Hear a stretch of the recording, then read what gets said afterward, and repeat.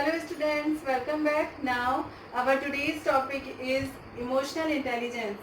सांवेगिक बुद्धि जो गोलमैन की थ्योरी है, गोलमैन थ्योरी ऑफ इंटेलिजेंस, जो आज हम एक्सप्लेन करने जा रहे हैं आपको।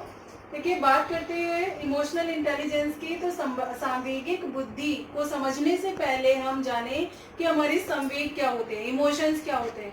तो संवेग जो होते हैं वो हमारे इंग्लिश में इमोशन कहे जाते हैं, और जो इमोशन वर्ड है वो हमारा लैटिन भाषा के इमोवेयर शब्द से बना है, और इमोवेयर का अर्थ होता है उत्तेजित करना। उत्तेजित करना मतलब किसी कार्य को करने के लिए उत्तेजित होना, किसी काम को करने के लिए तैयार होना। इमोशंस हमारे दो तरीके के होते हैं, दुखद और सुखद। दुखद द सैड और सुखद प्लेजेंट। दुखद में होता है हमारा क्रोध, जो हमें गुस्सा आता है, ईर्ष्या जो हमें दूसरे के प्रति होती है, भय जिसमें हमें डर लगता है, और चिंता जब हमें किसी कारण से चिंता हो जाती है। सुखद में हमारे आनंद और प्रसन्नता आता है, जैसे जो हैप्पीनेस हमें मिलती है। तो ये दोनों तरीके के इमोशंस जो है वो हमारे जिस व्यक्ति के अंदर, सभी के अंदर इमोशंस होते हैं जो हमारे जन्म से ही होते हैं। जैसे जब बच्चा पैदा होता है कुछ इमोशंस को लेकर पैदा होता है, जिसमें जो दुख है, सुख है, क्रोध है, ईर्ष्या है, ये सारी चीजें उसकी जन्म से ही होती हैं। तो ये सारे इमोशंस हमें मनुष्य को जीवन में किस तरीके से वो व्यतीत करता है, किस तरीके से वो रहता है, किस तरीके से वो एडजस्टमेंट करता है, ये सारी चीजें हमें इमोशंस के द्वारा ही मिलती है। इमोशंस को समझने के बाद हम इमोशनल इंटेलिजेंस की तरफ बढ़ते हैं। तो प्रोफेसर जो जॉन मेयर थे, अमेरिकी मनोवैज्ञानिक, जिन्होंने और एवं पीटर सेलोवी ने संवेगात्मक बुद्धि के नमूने निकाले, परंतु आज जो हम संवेगात्मक बुद्धि को देखते हैं उसे लोकप्रिय बनाने का श्रेय किसे जाता है? Professor Daniel Goleman. इनकी एक बुक थी जिसका नाम था इमोशनल इंटेलिजेंस। इमोशनल इंटेलिजेंस में इन्होंने लिखा why it can matter more than IQ. IQ से ज्यादा क्यों इंपॉर्टेंट है सांवेगिक बुद्धि या इमोशनल इंटेलिजेंस। तो इमोशनल इंटेलिजेंस इसलिए इंपॉर्टेंट है क्योंकि ये हमें जीवन में किस तरीके से रहना है, किस तरीके से सामाजिक रूप से हमें अपना जीवन यापन करना है, ये सारी चीजें सिखाता है। Emotional intelligence is the ability to identify our own emotions and those of others, to self-motivate ourselves and of others, know how to monitor our emotions and those of people around us. जो हमारी emotional intelligence होती है वो हमारी एक ability है, क्षमता है, अभिक्षमता है, जो अब आइडेंटिफाई करती है हमारे ओन इमोशंस, हमारे खुद के इमोशंस को, संवेगों को, और दूसरों के संवेगों को समझने में हेल्प करती है, पहचानने में हेल्प करती है, और सेल्फ मोटिवेट करती है, खुद को भी और दूसरों को मोटिवेट करने के लिए प्रेरित करती है। And know how to monitor our emotions, और अपने इमोशंस को मॉनिटर करने का भी रास्ता दिखाती है। हम किस तरीके से अपने क्रोध पर कंट्रोल करें, हम किस तरीके से अपने गुस्से को कंट्रोल करें, ये सारी चीजें हमें इमोशनल इंटेलिजेंस से ही मिलता है। और दूसरों को भी हम किस तरीके से समझें और उन्हें किस तरीके से अवेयर करें, ये सारी चीजें इमोशनल इंटेलिजेंस में आती हैं। तो इमोशनल इंटेलिजेंस के लिए गोलमैन ने कहा, व्यक्ति को जीवन में जो सफलताएं मिलती हैं उनका 20% आईक्यू बुद्धि लब्धि के कारण होता है, इंटेलिजेंस क्वाड्रेंट के कारण 20% होता है, और बाकी का जो 80% होता है वो इमोशनल इंटेलिजेंस के द्वारा होता है। अब एक स्ट्रक्चर देखिए, इससे आपको क्लियर हो जाएगा कि जो इमोशनल इंटेलिजेंस है वो किस तरीके का प्रत्यय है, जो कंसेप्ट है। तो इमोशनल इंटेलिजेंस में फर्स्ट ऑफ ऑल क्या होता है? सेल्फ अवेयरनेस, आत्म जागरूकता। जो जिस व्यक्ति के अंतर्गत ये आपका इमोशनल इंटेलिजेंस होता है वो सेल्फ अवेयर होता है, स्वयं जागरूक होता है हर चीज को करने के लिए। उसको पता होता है कि क्या करना है, किस चीज को करके हमें सही रास्ते में जाना है, किससे हमें गलत जाना है, तो ये सारी चीजें उसको पता होती है।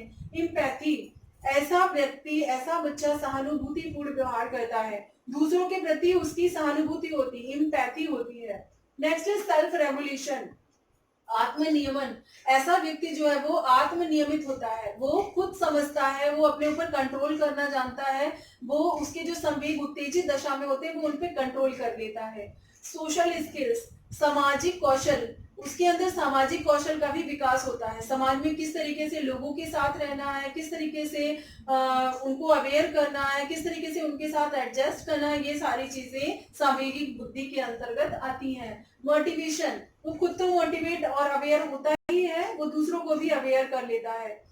ये कंसेप्ट तो आपके इमोशनल इंटेलिजेंस के अंदर आता है। इसके अलावा कई प्रत्यय भी दिए हैं इमोशनल इंटेलिजेंस में। इसके पहले मैं आपको बता दूं कि जो गोलमैन है, उन्होंने क्या कहा कि जो हमारा सांवेगिक बुद्धि है, वो अपनी भावनाओं, संवेगों को समझना और उनका उचित तरह से प्रबंधन करना ही भावात्मक समझ है, इमोशनल अंडरस्टैंडिंग है। व्यक्ति अपनी भावनात्मक समझ का उपयोग करके इमोशनल इंटेलिजेंस या इमोशनल अंडरस्टैंडिंग को का यूज करके सामने वाले व्यक्ति से ज्यादा अच्छी तरह से संवाद कर सकता है और उसके साथ बेहतर परिणाम भी पा सकता है। व्यक्ति दूसरे से बात करता है, उसमें भी उसके जो है वो इमोशनल जो बुद्धि है वो काम करती है। किस तरीके से वो इमोशनल इंटेलिजेंस का यूज करके दूसरे के सामने उस कंसेप्ट को निर्मित कर सकता है। इसके अलावा 5 इसके एम हैं जो मैं आपको बताने जा रही हूँ। बने रहिए। हेलो स्टूडेंट, एजुकेशनल इंटेलिजेंस की बात चल रही थी। गोलमैन ने क्या कहा? Educational intelligence is a cluster group of abilities and skills of competencies which are focused on 4 capabilities। वो 4 एरियाज कौन कौन से हैं जो आपके इमोशनल इंटेलिजेंस के हैं? First of all self awareness, स्वयं जागरूकता। स्वयं जागरूकता इसमें क्या करता है?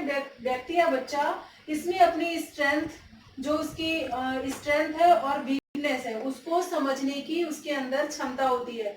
उसकी पावर क्या है, वो क्या कर सकता है और उसकी कमजोरी क्या है, इस चीज को वो समझ जाता है। सेकंड है इसका जो एरिया है वो है सेल्फ मैनेजमेंट, आत्म प्रबंधन या स्वयं प्रबंधन। उसमें क्या है, ये अपने व्यवहारों को नियंत्रित करने की क्षमता रखता है। अपने जो बिहेवियर है उस पे कंट्रोल कर लेता है। अगर वो उसे बहुत गुस्सा आ रहा होता है तो भी उस पे कंट्रोल कर लेता है। अगर वो सुखी है, बहुत ज्यादा खुश है, तो भी वो कंट्रोल कर लेता है। और अगर बहुत दुखी है तो भी वो उस दुख को ज्यादा प्रॉब्लम नहीं करता है। फिर थर्ड है इसका सोशल अवेयरनेस, सामाजिक जागरूकता। इसमें क्या है कि दूसरे क्या कर रहे हैं, क्या कह रहे हैं, उसे समझने की उसके अंदर क्षमता होती है। वो दूसरों को समझ सकता है। सोशल अवेयरनेस, सामाजिक जागरूकता होती है, वही उसमें कि व्यक्ति या बच्चा दूसरों को समझ सकता है। फिर है सोशल स्किल्स और रिलेशनशिप ऑफ मैनेजमेंट, दूसरे से वांछित परिणामों को प्राप्त करने में सफल होता है और इस प्रकार से वो लक्ष्यों की प्राप्ति करता है। ये 4 जो है एरियाज हैं इमोशनल इंटेलिजेंस के, जो डेनियल गोलमैन ने दिए थे। इसके अलावा हम बात करते हैं कि उसके 5 डोमेन है जो मैंने आपको बताए थे। 5 डोमेन ऑफ इमोशनल इंटेलिजेंस जो गोलमैन की थ्योरी में है, उसी पर बेस्ड है उनकी पूरी थ्योरी।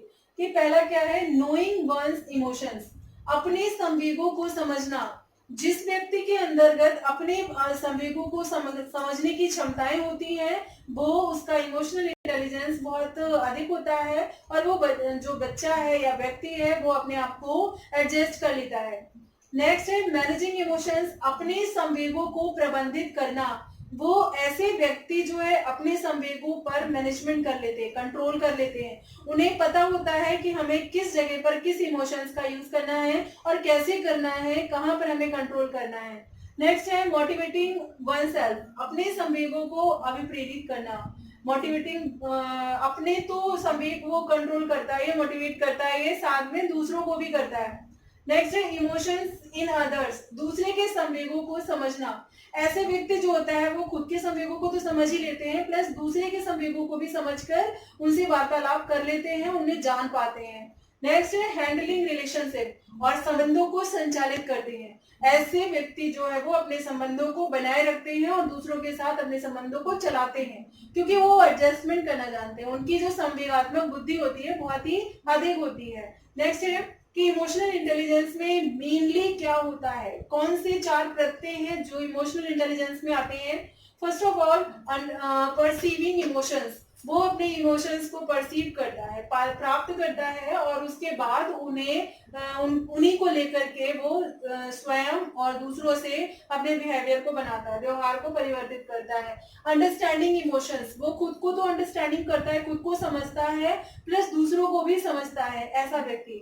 नेक्स्ट है यूजिंग इमोशंस, वो यूज करता है अपने संवेगों को, कि किस तरीके से अपने संवेगों को यूज करके वो खुद के साथ और दूसरों के साथ अपने संबंधों को बनाए रखे।